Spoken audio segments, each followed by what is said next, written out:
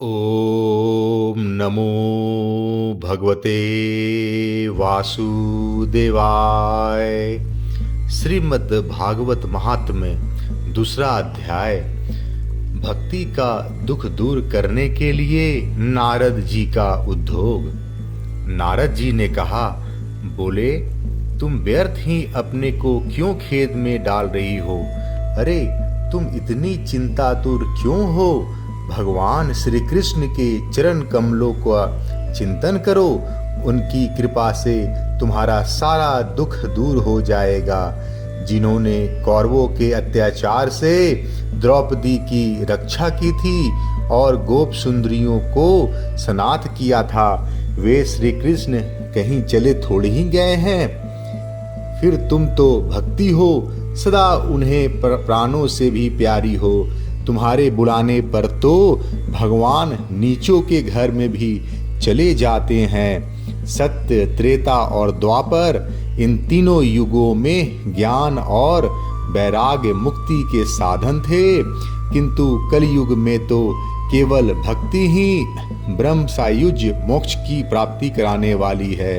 यह सोचकर ही परमानंद चिंत मूर्ति ज्ञान स्वरूप श्री हरि ने अपने सत्व स्वरूप से तुम्हें रचा है। तुम साक्षात श्री कृष्ण चंद्र की प्रिया और परम सुंदरी हो। एक बार जब तुमने हाथ जोड़कर पूछा था कि मैं क्या करूं, तब भगवान ने तुम्हें यही आज्ञा दी थी कि मेरे भक्तों का पोषण करो। तुमने भगवान की वह आज्ञा स्वीकार कर ली।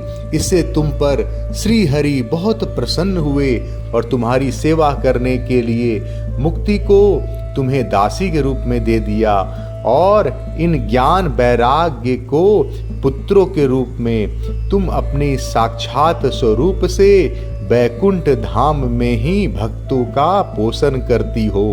भूलोक में तो तुमने उनकी पुष्टि के लिए केवल छाया रूप धारण कर रखा है। तब तुम मुक्ति, ज्ञान और वैराग्य को साथ लिए पृथ्वी तल पर आई और सत्य युग से द्वापर पर्यंत बड़े आनंद से रही। कलयुग में तुम्हारी दासी मुक्ति पाखंड रूप से रोग से पीड़ित होकर क्षीण होने लगी थी, इसीलिए वह तो तुरंत ही तुम्हारी आज्ञा से वैकुंठ लोक को चली गई। इस लोक में भी तुम्हारे स्मरण करने से ही वह आती है और फिर चली जाती है, किंतु इन ज्ञान वैराग्य को तुमने पुत्र मानकर अपने पास ही रख छोड़ा है। फिर भी कलयुग में इनकी उपेक्षा होने के कारण तुम्हारे ये पुत्र उत्साहहीन और वृद्ध हो गए हैं। फिर भी तुम चिंता न करो, मैं इनके नव जीवन का उपाय सोचता हूँ। सुमुखी, कली के समान कोई भी युग नहीं है। इस युग में मैं तुम्हें घर घर में प्रत्येक पुरुष के हृदय में स्थापित कर दूंगा। देखो, अन्य सब धर्मों को दबाकर और भक्ति विषयक महोत्सवों को आगे रखकर यदि मैंने लोक में तुम्हारा प्रचार न किया तो मैं श्री हरि का दास नहीं। इस कलयुग में जो जीव तुमसे मुक्त होंगे, युक्त होंगे, वे पापी होने पर भी बेखटक के समय भगवान श्री कृष्ण के अभय धाम को प्राप्त होंगे। जिनके हृदय में निरंतर प्रेम रूपिणी भक्ति निवास करती है, वे सुधांत कारण पुरुष स्वप्न में भी यमराज को नहीं देखते। जिनके हृदय में भक्ति महारानी का निवास है, उन्हें प्रेत, पिशाच, राक्षस या दैत्य आदि स्पर्श करने में भी समर्थ नहीं हो सकते। भगवान तप, वेदाध्यान, ज्ञान और कर्म आदि किसी भी साधन से वश में नहीं किए जा सकते। वे केवल भक्ति से ही वशीभूत होते हैं। इसमें श्री गोपी जन प्रमाण है। मनुष्यों का सहस्त्रों जन्म के पुण्य प्रताप से भक्ति में अनुराग होता है। कलयुग में केवल भक्ति ही सार होता है। भक्ति तो साक्षात श्री कृष्णचंद्र सामने उपस्थित हो जाते हैं। जो लोग भक्ति से द्रोह करते हैं वह तीनों लोक में दुख ही दुख पाते हैं। पूर्व काल में भक्त का तिरस्कार करने वाले दुर्वासा ऋषि को बड़ा कष्ट उठाना पड़ा था। बस व्रत, तीर्थ, योग, यज्ञ और ज्ञान चर्चा आदि बहुत से साधनों की कोई आवश्यकता नहीं है। एकमात्र भक्ति ही मुक्ति देने वाली है। सूत जी कहते हैं, इस प्रकार नारद जी के निर्णय किए हुए अपने महात्म्य को सुनकर भक्ति के सारे अंग पुष्ट हो गए और वे उनसे कहने लगी। भक्ति ने कहा, नारद जी आप धन्य हैं, आपकी मुझ में निश्चल प्रीति है। मैं सदा आपके हृदय में रहूंगी, कभी आपको छोड़कर नहीं जाऊंगी। साधो आप बड़े कृपालु हैं, आपने क्षण भर में ही मेरा सारा दुख दूर कर दिया। किंतु अभी मेरे पुत्रों में चेतना नहीं आई है, आप इन्हें शीघ्र ही सचेत कर दीजिए, जगा दीजिए। सूत जी कहते हैं, भक्ति की ये वचन सुनकर नारद जी को बड़ी करुणा आई और वे उन्हें हाथ से हिला डुलाकर जगाने लगी। फिर उनके कान के पास मुंह लगाकर जोर से कहा, ओ ज्ञान जल्दी जग पड़ो, ओ वैराग्य जल्दी जग पड़ो। फिर उन्होंने वेद ध्वनि, वेदांत घोष और बार बार गीता पाठ करके उन्हें जगाया। इससे वे जैसे तैसे बहुत जोर लगाकर उठे, किंतु आलस के कारण वे दोनों जम्हाई लेते रहे। नेत्र उघाड़ कर देख भी न सके।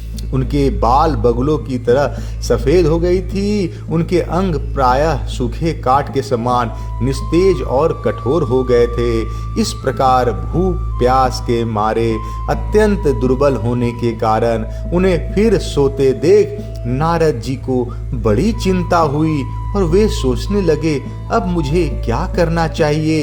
इनकी यह नींद और इससे भी बढ़कर इनकी वृद्धावस्था कैसे दूर हो। शौनक जी इस प्रकार चिंता करते करते वे भगवान का स्मरण करने लगे। उसी समय यह आकाशवाणी हुई, मुने खेद मत करो, तुम्हारा यह उद्योग निसंदेह सफल होगा। देवर्षे इसके लिए तुम एक सत्कर्म करो, वह कर्म तुम्हें संत शिरोमणि महानुभाव बताएंगे। उस सत्कर्म का अनुष्ठान करते ही क्षण भर में उनकी नींद और वृद्धावस्था चली जाएगी तथा सर्वत्र भक्ति का प्रसार होगा। यह आकाशवाणी वहां सभी को साफ साफ सुनाई दी। इससे नारद जी को बड़ा विस्मय हुआ और वे कहने लगे, मुझे तो इसका कुछ आशय समझ में नहीं आया। नारद जी बोले, इस आकाशवाणी ने भी गुप्त रूप में ही बात कही है। यह नहीं बताया कि वह कौन सा साधन किया जाए जिससे इनका कार्य सिद्ध हो। वे संत न जाने कहाँ मिलेंगे और किस प्रकार उस साधन को बताएंगे। अब आकाशवाणी ने जो कुछ कहा है उसके अनुसार मुझे क्या करना चाहिए। सूत जी कहते हैं, शौनक जी तब ज्ञान वैराग्य दोनों को वहीं छोड़कर नारद मुनि वहां से चल पड़े और प्रत्येक तीर्थ में जा जाकर मार्ग में मिलने वाले मुनीश्वरों से वह साधन पूछने लगे। उनकी इस बात को सुनते तो सब थे, किंतु उनके विषय में कोई कुछ भी निश्चित उत्तर न देता। किन्हीं ने उसे असाध्य बताया, कोई बोले इसका ठीक ठीक पता लगाना ही कठिन है। कोई सुनकर चुप रह गए और कोई तो अपनी अवज्ञा होने के भय से बात को टाल टूल कर खिसक गए। त्रिलोकी में महान आश्चर्यजनक हाहाकार मच गया। लोग आपस में कानाफूसी करने लगे। भाई, जब वेद ध्वनि, वेदांत घोष और बार बार गीता पाठ सुनने पर भी भक्ति, ज्ञान और वैराग्य ये तीनों नहीं जगाए जा सके तब और कोई उपाय नहीं है। स्वयं योगी राज नारद को भी जिसका ज्ञान नहीं है उसे दूसरे संसारी लोग कैसे बता सकते हैं। इस प्रकार जिन जिन ऋषियों से इसके विषय में पूछा गया उन्होंने निर्णय करके यही कहा कि यह बात दुस्साध्य ही है। तब नारद जी बहुत चिंतातुर हुए और बद्री वन में आए। ज्ञान वैराग्य को जगाने के लिए वहां उन्होंने यह निश्चय किया कि मैं तप करूंगा। इसी समय उन्हें अपने सामने करोड़ों सूर्य के समान तेजस्वी सनकादि मुनीश्वर दिखाई दिए। उन्हें देखकर वे मुनि श्रेष्ठ कहने लगे। नारद जी ने कहा, महात्माओं, इस समय बड़े भाग्य से मेरा आप लोगों के साथ समागम हुआ है। आप मुझ पर कृपा करके शीघ्र ही वह साधन बताइए। आप सभी लोग बड़े योगी, बुद्धिमान और विद्वान हैं। आप देखने में 5-5 वर्ष के बालक से जान पड़ते हैं, किंतु हैं पूर्वजों के भी पूर्वज। आप लोग सदा बैकुंठ धाम में निवास करते हैं, निरंतर हरि कीर्तन में तत्पर रहते हैं, भगवल्ली लामृत का रसास्वादन कर सदा उसी में उन्मत्त रहते हैं और एकमात्र भगवत कथा ही आपके जीवन का आधार है। हरि शरणम, भगवान ही हमारे रक्षक हैं। यह वाक्य मंत्र सर्वदा आपके मुख में रहता है। इसी से काल प्रेरित वृद्धावस्था भी आपको बाधा नहीं पहुंचाती।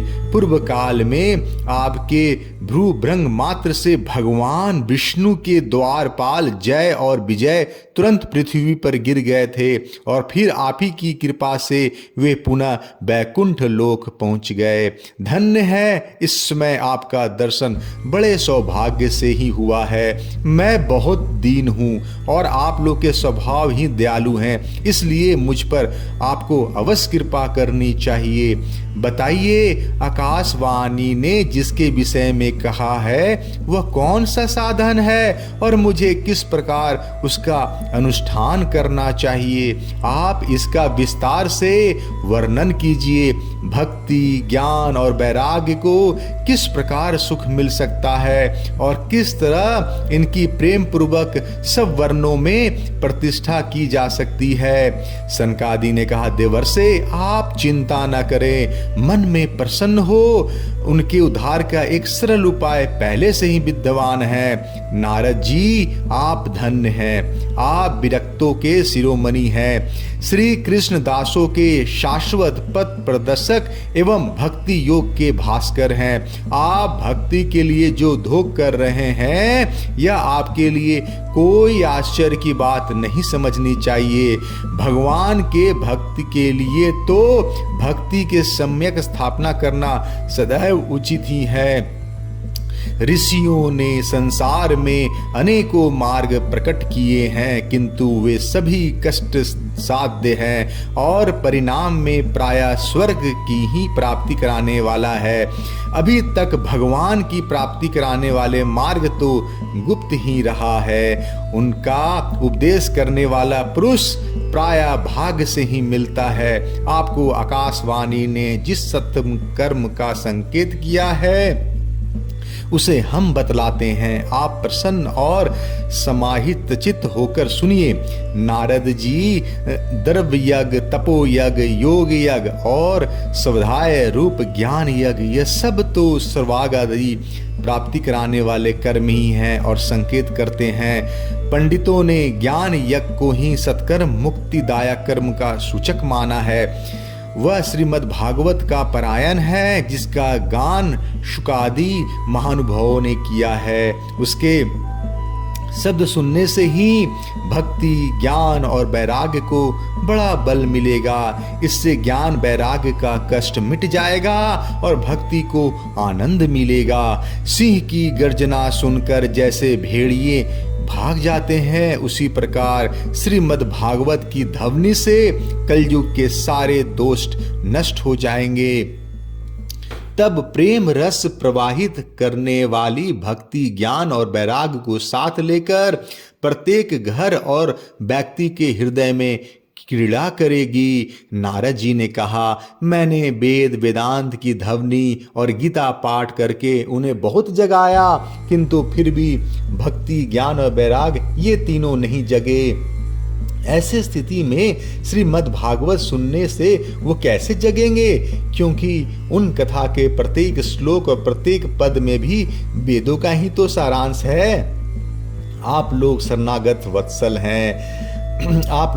वत्सल हैं तथा आपका दर्शन कभी व्यर्थ नहीं होता। इसलिए मेरा यह संदेह दूर कर दीजिए, इस कार्य में विलंब न कीजिए। सनकादि ने कहा, श्रीमद् भागवत की कथा वेद और उपनिषदों के सार से बनी है, इसलिए उनमें अलग अलग उनकी फल रूपा होने के कारण यह बड़ी उत्तम जान पड़ती है। जिस प्रकार रस वृक्ष की जड़ से लेकर शाखाग्र पर्यंत रहता है, किंतु उस स्थिति में उसका आस्वादन नहीं किया जा सकता, वही जब अलग होकर फल के रूप में आ जाता है तब संसार में सभी को प्रिय लगने लगता है। दूध में घी रहता ही है, किंतु उस समय उसका अलग स्वाद नहीं मिलता, वही जब उससे अलग हो जाता है तब देवताओं के लिए भी स्वादवर्धक हो जाता है। खांड ईख के ओर छोर और बीच में भी व्याप्त रहता है, तथापि अलग होने पर उसकी कुछ और ही मिठास होती है। ऐसा ही भागवत की कथा है। यह भागवत पुराण वेदों के समान है। श्री व्यास देव ने इसे भक्ति, ज्ञान और वैराग्य की स्थापना के लिए प्रकाशित किया है। पूर्व काल में जिस समय वेद वेदांत के पारगामी और गीता की भी रचना करने वाले भगवान व्यासदेव खिन्न होकर अज्ञान समुद्र में गोते खा रहे थे, उस समय आपने ही उन्हें 4 श्लोकों में इसका उपदेश किया था। उसे सुनते ही उनकी सारी चिंता दूर हो गई थी। फिर इसमें आपको आश्चर्य क्यों हो रहा है? जो आप हमसे प्रश्न कर रहे हैं, आपको उन्हें शोक और दुख का विनाश करने वाले श्रीमद् भागवत महापुराण ही सुनाना चाहिए। नारद जी ने कहा, महानुभाव, आपका दर्शन जीव के संपूर्ण पापों को तत्काल नष्ट कर देता है, और जो संसार दुख रूप दावानल नल से तपे हुए हैं उन पर शीघ्र ही शांति की वर्षा करता है। आप निरंतर शेष जी के सहस्त्र मुखों से गाए हुए भगवत कथा अमृत का ही पान करते रहते हैं। मैं प्रेम लक्षणा भक्ति का प्रकाश करने से उद्देश्य से आपकी शरण लेता हूँ। जब आप अनेक जन्मों के संचित पुंज का उदय होने से मनुष्य का सत्संग मिलता है, तब वह उसकी ज्ञान जनित मोह और मद रूप अंधकार का नाश करके विवेक उदय होता है। जय श्री कृष्ण। दूसरा अध्याय समाप्त।